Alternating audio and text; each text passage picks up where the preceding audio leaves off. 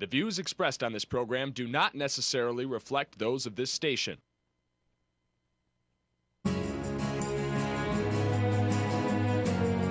Welcome to Insights into Northeast Michigan. This is a Channel 11 News public affairs program dealing with the issues affecting those in the community as well as Northeast Michigan and the state. And now, Insights.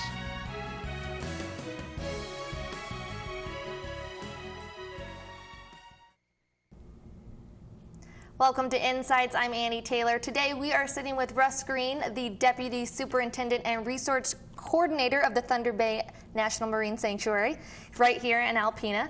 So today I want to talk about NOAA in general and the Thunder Bay Marine Sanctuary and kind of the history behind it. Gotcha. So what can you tell me about that? Well, we've been around since 2000. The sanctuary was designated in 2000. It's a national marine sanctuary, one of 14 literally around the globe, but the only one in the Great Lakes and the last one to be designated. So it's an incredibly special place. It's predicated only on the shipwrecks of Thunder Bay. We've got a rich maritime history that's sunk right off the shores of Alpena. Very special place, lots of volume, lots of shipwrecks, different depths, good accessibility to the public. And it's a snapshot of history over time in the Great Lakes, and it's really a national story. And there it is. Mm-hmm. They exist, these archaeological sites. And so that's why we were designated in 2000 to be a national marine sanctuary. How did they find those shipwrecks out there, or to know that this was a place of, you know, beauty for, I guess, archaeology? Yeah, it's really interesting. Local divers, of course, long before the sanctuary was designated, were looking for these shipwrecks. The historical record has lots of accounts of ships sinking in and around Alpena. It can be a pretty dangerous place due to weather and shoals. In the mid-1800s, the shipping lanes off Alpena were really tight, lots of collisions. And so as scuba was invented and divers started getting into the water, they knew these wrecks were out there. You do some historical research, kind of narrow it down, and go in the lake and have a look. Right. Can you go in the summertime and wintertime down there, or is winter a little too cold to go? You can ice dive. Yes. Some of us at the sanctuary have done it, and lots of people around Alpena do it. We have ice a good chunk of the year, right? So you might as well do some diving. What's neat about ice is even though it's the same lake, it's an incredibly different environment. I mean, it's really crystal clear. It's incredibly quiet. There's some neat operational aspects to it. You cut the hole in the ice, and you need to be tethered to the surface to be safe. So there's some kind of operational aspects that I think get people charged up. It's different. It's exciting. Right. More adrenaline needs to go into that. Absolutely. Kind of taking a step back, how did you get involved with not just the Thunder Bay Marine Sanctuary, but diving in general and marine biology, I guess? Would you call it that? Yeah. Or archaeology? Archaeology, yeah. From a history perspective, and I knew very little as I was doing a graduate degree in history, early American history. Mm-hmm. In Connecticut, a professor of mine said, you know what, there's this whole avenue of study called archaeology. And rather than read about it in a book or to complement what you're reading about in a book, you can go see the real place and sort of unravel that mystery in a real tangible place. That's an archaeological site. So that's a great idea, and there's a great link with maritime history because there's so much beneath the seas and beneath the Great Lakes. And so I learned to dive so that I could go do nautical archaeology. Right, because you're a Boston boy at heart. Right. So, yep. I mean, growing up in Boston, I was thinking to myself, how did you get into all of this kind of a thing? Yeah. In college, like, what kind of made you more passionate to go, I want this as my job? Yeah, well, in an undergrad, psychology. I mean, I had no idea that history was even really a thing kind of you a could difference. study. What's interesting, though, growing up in and around Boston, a huge maritime history there, right? Okay. I mean, that's sort of the cradle of American maritime history in many ways. And it's around you, and it's much like Alpena and the Great Lakes. Particularly with some of the great things that are happening in Alpena, we're more aware of our maritime heritage. So you grow up around it, and you feel like a bystander. You go visit the USS Constitution, which is right there in Boston Harbor, and all the great things that happened in Boston from a maritime perspective, but you feel like a bystander. Mm-hmm. And slowly you begin to learn as you go through life, and you try college, or you get a great teacher of history in high school, and you realize that there's things you can actually go study. You can be part of this. You don't have to watch from the sidelines. And if history is your gig, archaeology is a neat avenue to explore history. I know. I'm always into marine biology and the water aspect, and you see everything on National Geographics and obviously the science channels. Now, I know that you were in Wisconsin before. Was it similar to what you're doing in Alpena? What did you do there? Very similar. I worked for the state of Wisconsin. Each state has a maritime archaeologist. Most states have a maritime archaeologist that are responsible for sort of the stewardship of those sunken resources in their state. Every state has them. Our maritime heritage is... we think we want to be special, okay? We are special in many ways. We can get to that. But every state has them, particularly in the Great Lakes. Because of cold, fresh water, there's excellent preservation for wood, for iron, for steel. So the shipwrecks survive pretty well here. So the states figured out that these are one of a kind, and they need to be protected, as you would protect a historic site on land. If you've been to Mount Vernon or Monticello, home of Jefferson or Washington, those places need protection. They deserve protection.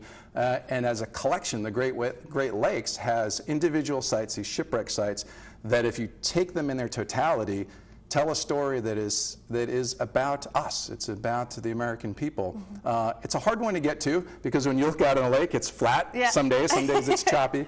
And so our job in getting back to Wisconsin was to bring those stories alive and let people know that they can go visit these sites. These are places that you can go visit. And you came over in 2004 to Alpena. What brought you back over here?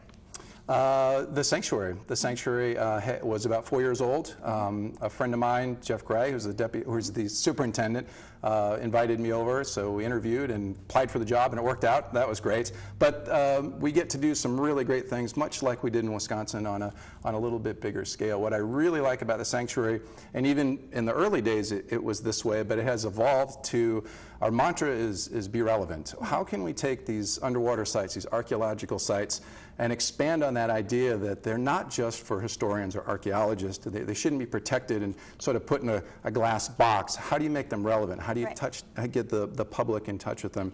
And that really makes the sanctuary an incredibly interesting place to work, which is why I like it so much. Now, what does Deputy Superintendent or Research Coordinator mean?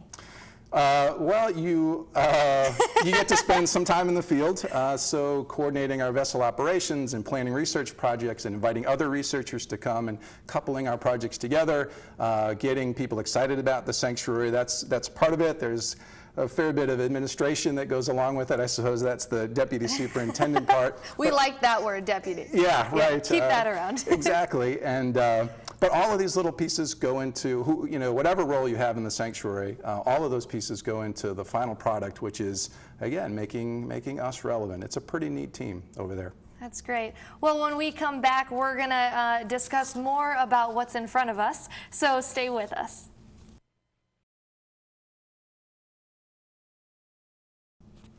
Welcome back to Insights. We are sitting here with Russ Green from the Thunder Bay National Marine Sanctuary. When we left off, we're going to talk about all this awesome gear in front of us. Now, even I am kind of clueless to what all this is, so I'm really excited to talk about it. Right. But before we go into it, diving. Clearly, this is all dive gear. Can you tell us a little bit about like dive training and the extensive dives that maybe you've been on, or just diving in general within the Thunder Bay? Sure, yeah. Diving, I think the first thing to realize about diving is it's really easy. You put something in your mouth called a regulator, you've got a tank on your back, you breathe in, you breathe out. You do everything we're doing right now, you just do it underwater. Yeah. And it unlocks, 70% of the Earth's territory, right? 70% of the Earth is covered by water. So if you can do this, you can go see 70% of the Earth that you're missing. So there's lots of good reasons to do it. It's pretty simple. This is some standard gear. What's neat is you can go from, this is sort of beginner level kind of stuff, more or less. So my level. Right, anyone could do it. If you were going to go to a dive shop and learn how to dive, this is the stuff you might use. Okay. And then as you get more and more comfortable, the sky's the limit, or really the depth is not limited. You can keep going. And so it makes it challenging. It's always something else to learn. So it's pretty neat. The dives in Thunder Bay and in the Great Lakes are unique in some ways. Because of the preservation of the shipwrecks. That's our thing. That's what there is to see. But there's also some neat natural aspects. There are some submerged sinkholes, for instance, which are producing some interesting bacteria in this whole sub-ecosystem that's very unique. There's some of those right out here. Yeah. Of course, there's fish and some other things. So it's a neat place to dive. So the Thunder Bay, does it have out in the lake easy places to dive for beginners? And then is there like extensive, more difficult, challenging ones for someone as experienced as you are? Yep, and that is the great thing about the sanctuary, and we've really come to realize this. So you can snorkel, you can kayak, you can go on a glass bottom boat and you can see wrecks, and you can dive. You can dive in 10 feet of water, and we're now finding shipwrecks that are in more than 300 feet of water. Oh, wow. And those are all diveable with a little bit different gear. So yeah, there's something for everybody, from beginner to advanced, for sure. What have you been? Well, we've been, most of them, or lots of them. Yes. And the depths and the complexity of some of these sites as archaeological sites have driven the way we've accepted technology. So we continue to get trained on new technology so that we can go do a better job of managing these resources. What's really neat about diving for NOAA is there's a team of people who can do some specialized diving. So you do get an opportunity to travel around the country and go to different marine sanctuaries and different sites. For instance, we've been to the Civil War ironclad Monitor, which is in about 240 feet of water, an iconic shipwreck, the first National Marine Sanctuary. I mean, clearly a world-class heritage site. And we've been there to study it as archaeologists for NOAA, and the public as well. Huge volunteer force there helping to sort of inform managers about that shipwreck as we do here in the Great Lakes. So it's a neat job in that respect. Everyone at the Marine Sanctuary is so into their job and very enthusiastic. I got to go there 2 weeks ago and look at the dive room and all the equipment. I didn't know really what any of this was. So what is this? What is this? This is a full face mask, and it's sort of akin to this guy here. So of course, when you learn to dive, everybody's done this: throw a snorkel on, That's jump in your pool. learned, yeah. Right? This is pretty easy to use. It's a kind It of a leaves the no-brainer. nice marks right here. It does, yeah. And it allows you to see underwater, which is handy. This one's just a little bit different. We recently did a live dive from a shipwreck where we went underwater and we talked from a shipwreck, and you can do that with this little guy here because you have an airspace around your mouth, where with this you don't. And keeps you a little bit warmer. You're plugged into a little transceiver that will send your signal out. That's like your voice that will go back up to Yeah, it works acoustically. You can hardwire it as well, and you can talk to the surface, and that signal can be piped to the internet and then wherever you like it to go. That's so cool. This is handy. Really good from a safety point of view too, because you can talk to people you're diving with. Yeah. If visibility is low or your buddy team gets separated, you can say, hey, I'm at this part of the wreck, and let's meet up here. Right. And so you're in constant communication, which is really nice about this full face mask. And this hooks up to your tank? It does, yep. So it would go right in here, just like these other hoses are. Oh, wow. Yep. And those are some big flippers. These are big, yeah. I don't know. I think bigger is better, right? Yes, it makes you go faster. You need to become a fish of sorts. So what's neat, we have 3 small kids, and all of this stuff is basic, man. We've all done this when we were 4 or 5, 6 years old, and it doesn't change. This technology is not all that exciting, but these are pretty useful. I used to wear them in the pool. Yeah, and you realize, right, you get to move faster, and you feel like you're more in tune with the water. Trying to be a Little Mermaid, Mermaid, but you know. Tried. So then, when you go down to the shipwrecks, is that the measuring of how how deep you go? Is that when you use it, or? Lots of ways to document wrecks, photo, video, and you can use those for different purposes. One of the most primary ways we do it is with a measuring tape and a slate. Right. You can actually take this underwater with a piece of sort of waterproof paper and take your measurements, write them down on this, and you can extrapolate all of this when you get back to the service on a big site plan that gives you a map of the shipwreck or whatever feature you're looking at. And really, the neat thing is you can't see a shipwreck all at once generally. So if a shipwreck is 300 feet long, you kind of get down there and you're seeing 50 feet of it. So you need to map these 50-foot chunks, bring them to the surface, glue them all together, and then you can see an overall waterproof paper. Waterproof paper. Isn't that cool? Also, too many secrets are being revealed today because that's not all that complicated. Anyone can do that as well. It's not high tech. But the thing about diving is low tech is sometimes good, simple, right? Yeah. You don't want a lot of things going wrong. Yeah, exactly. All right. What's that little thing hiding behind there? Over here? Yes. This is a neat example. This is a hood. So water temperatures out here in Thunder Bay On the surface, about this time of year, 60-ish plus degrees. But as you go deeper and deeper, it gets colder and colder. Right. Some of the dives we do will be in, say, 200 feet of water where the water temperature doesn't change much. It's 38 or 40 degrees. And so you want to be well insulated, particularly your noggin where you lose a lot of your heat. So this is a hood. And it's the same material that a wetsuit might be made out of, right? And with it, you'd cover your whole body with it. An alternative to that, which is really kind of neat, would be a dry suit, which basically allows you to seal off any surfaces where water might get in with these handy rubber cuffs. And you can wear some insulation and stay toasty warm that way. This is a good way to go. And it really keeps you dry. It does keep you dry, keeps you completely dry. That's crazy. Yeah. What about that? This is sort of the backbone of the whole system. So, and there's different size tanks. This one is 80 cubic feet. So if you imagine a room that could hold 80 cubic feet, 80 cubic feet of air, which is what we're breathing now, you squash it into this tank, you compress it, and this is what you have to breathe. You have a fixed amount on your back. And if you went down in, say, 15 feet of water, this could last you 3-4 hours, depending how fast you breathe. Interestingly, the deeper you go, the air in here gets compressed as you begin to breathe it, so it actually becomes much more limited the deeper you go. It doesn't last so long. It doesn't last so long. So that looks really, really heavy. When you go in the water, I'm guessing it doesn't feel as heavy. Exactly. That's right. Yep, which is a great point. I'm using my brain with that one. Yep, and when you get dressed down in the boat, you can't wait to get in the water, so then you can float a little bit. Yep. That is awesome. And is this your gear? Is this what you've been wearing? This is, yep, and this is pretty standard. We have a bunch of other gear as well, but this is, you can explore just about every site in Thunder Bay up to, 130 feet or so with this kind of a rig. And then when you want to go a little bit deeper, more of this is really good. So more tanks, more different tanks, also. and some specialized diving. Right. Yep. All right. Well, when we come back, we will talk more about diving with Russ Green. So stay with us.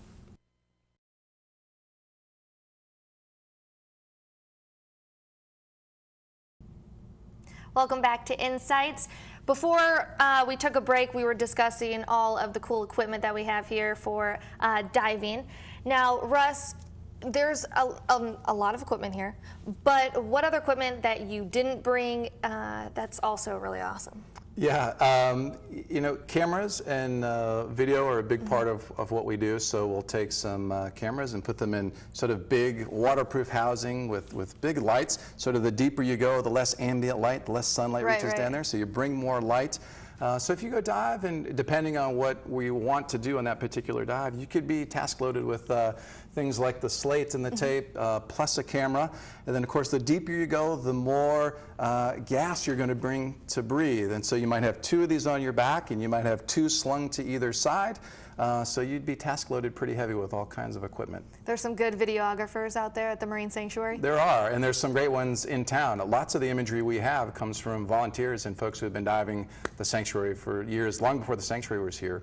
And they contribute their photography, which is great. I've seen some of it. It is really good. Are all your dives purposeful, or do you guys get to go out and have fun sometimes and just kind of explore and maybe look for some of the shipwrecks that aren't, you haven't found yet? Yeah, they, on the clock, they're all purposeful, right, of course. Right. And so we go out and do the best we can every time we're on the water. What is a great byproduct of that is that we feel we have very good jobs, and they're interesting, they're dynamic, and they're engaging. And so you're doing your job, and you're doing the best possible job you can, but at the same time, it is enjoyable, and that's a neat thing to get to in life at some point. So. Off the clock, though, lots of us will dive on our own, and then you can go have some fun and kind of do whatever you like. We do some searching for shipwrecks with sonar, and which is less diving and more sort of dragging instruments through the water and finding shipwrecks that way. So we'll do a lot of that as well to continue to find the sites that we know that there are dozens yet to be found. Right, and to me, that's really interesting that we know that there's more out there, but we haven't seen them yet. So that probably keeps your job, more motivated. Absolutely. Yeah. How many people do you guys have on the dive team or working around this? There are 4 of us at the sanctuary that dive in the summer, pretty regularly to do the work that we need to do. There are many in the sanctuary who do dive. They may not be yet on the dive team, or they're working towards that. And it's very interesting when, say, an intern comes to Thunder Bay for a year. 80% of them learn to dive. They come and then they'll work with a local dive shop owner. We don't teach dive instruction. They get into it and they like it and they want to explore that world that's down there. And so many of the staff members will learn to dive just on their own initiative to be part of this. Yeah. Right. And you guys, like you just said, you guys don't teach diving or train diving. But how can people at home watching the show get into diving and then participate somehow within the marine sanctuary? Yeah, it's very easy. Diving itself is super simple, so anyone can do it. There's dive shops in town and in the region. I think the Alpena Convention and Tourism Bureau Convention and Visitor Tourism website will give you a list of dive shops, and you'll find instructors there. There's great ones in town. So learn to dive. Go to a dive shop, ask a bunch of questions, and learn to dive. And then in terms of the sanctuary, you can become a diving volunteer in the sanctuary. Oh, a volunteer for that. Do what we do. Yeah, it can be a little rigorous, which I think is good, because it's something to be taken seriously when you're going down and you're going to work and do this right. But it's possible, and we've worked with several really excellent volunteers over the years who have pushed our research capabilities much further than we thought we could, based on their expertise, which is really great. Can you tell us a little bit of diving training? What kind of goes into that? What do you kind of start out with, the basics at first, and then what are you left with, I guess? Yeah, a bit of math, which it shouldn't turn too many people off. So, yeah, a little bit of math to figure out how much of this you need at different depths, because its characteristics change. Does that have to do with your weight as well? A little bit, yeah. In fact, to do this, and wear this suit, you might also have 20 pounds of lead weight on as well to sink down. So a little bit of math to figure out the right way to do all this. And then it's really just sort of getting comfortable being in a place that's completely silent, completely foreign to you, breathing. All you can hear is sort of your own breath and the exhalation of your bubbles. Getting over that, which for some people is super exciting. For some people it's something they need to sort of get over and move on, and then go explore. So depending on the instructor, how you've set up the course, it could be a couple of weeks, and then you're off on your own and you're ready to dive. This kind of kit, when you do your certification, you're certified to 130 feet, which is really about the top edge of where you might want to go right off the bat. There's lots to do in 0 to 30 or 40 feet, particularly in the sanctuary. Spend a lot of time there, get a lot of hours on the bottom, feel comfortable, and then continue to keep going. How long does a certification last? Your lifetime. Oh, it does? Yep, so once you're certified, you're good to go. It's smart to keep diving. We've all done this where you've spent some lag time and you're kind of like, how does that go together again? Or maybe I should jump in some shallow water. So stay proficient, just like any other kind of hobby, and but it lasts your lifetime. You could do this forever. How old were you when you I was in my late 20s, and just distinctly to do archaeology, to go look at these sites. So, but I think, and some dive shops in town will know better than I, but 12 years old or somewhere in through there, maybe diving with a parent. Okay, that's good about to the know. earliest you could do it. Right. Yep. So NOAA in the Marine Sanctuary has so much to offer to Alpena, not just the museum itself. What else does people might not know about at home that it does have to offer? I know that they had the live dive, which is, I'm new to the community, but that is awesome. That's something that people can go out on the glasswater boat and communicate with people down there. Yeah, absolutely. And that's a good lens into the rest of our education program. So, and that's what's really interesting. We, in the month of May, for example, on the glass bottom boat, we had several hundred school kids go out exclusively for them. They had the boat all day long, just for a couple hours for themselves, to go look at some shipwrecks underwater. So lots of school groups. ROV building, you can learn to build an ROV. We can help kind of orchestrate that. We hold a regional competition. Teams from Alpena go to national competitions. So education for young people is an aspect of the sanctuary that some people may not be completely familiar with, but we have a team of people that are dedicated just to making sure that what's out there in the bay gets translated to students back here, and that we can use it to teach other concepts beyond history. It can be Great Lakes conservation, what's happening with the ecosystem, the health of the lake. All those stories are tied in. We're interested in the lake as a whole, not just the shipwreck. So lots of great education. We also have researchers from around the country coming in that stay here at NOAA, at our building, or at hotels locally, and do world-class research. Next week, or the week after next, we'll have a team from Woods Hole out in Massachusetts, a world-renowned organization that helped Bob Ballard find the Titanic. They'll be here in So Alpena cool. to work on shipwrecks, and they want to test some new equipment so we can help them with ship time, and they'll help us map wrecks that we don't know a lot about yet. So it has a lot tuned. to offer. It does. Yes. Yep. Well, thank you so much for joining us today. I know I learned a lot, and I'm sure the viewers at home learned a lot. So My thank pleasure. you. Thank you. Well, we will catch you next week, Sunday at 11 with Insights.